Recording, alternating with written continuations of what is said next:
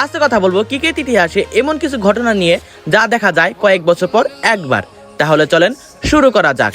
Wicket কিপারকে তো উইকেটের পিছে ক্যাচ ধরতে আপনি অবশ্যই দেখেছেন, কিন্তু এই উইকেট কিপার তো বাউন্ডারির বাইরে গিয়ে ক্যাচটা ধরে ফেলায়। আর এই ঘটনাটি ঘটেছিল নিউজিল্যান্ড এবং শ্রীলঙ্কার একটি টি-20 ম্যাচে, যেখানে শ্রীলঙ্কার ব্যাটসম্যান নিশানাঙ্কা একটি ফুল শট খেলে কিন্তু তার টপ এস লেগে উইকেট কিপারের পিছে ক্যাচ উঠে যায় এবং তা উইকেট কিপার বাউন্ডারি লাইনের কিছু আগে ক্যাচটা ধরে ফেলায়। কিন্তু সে শরীরে ভারসাম্য রাখতে না পেরে বাউন্ডারি লাইনে যাওয়ার আগে বলটাকে বাইরে হাওয়াতে ভাসিয়ে দেয়। আবার বাউন্ডারি থেকে এসে তিনি এই বলটাকে ধরে ফেলে।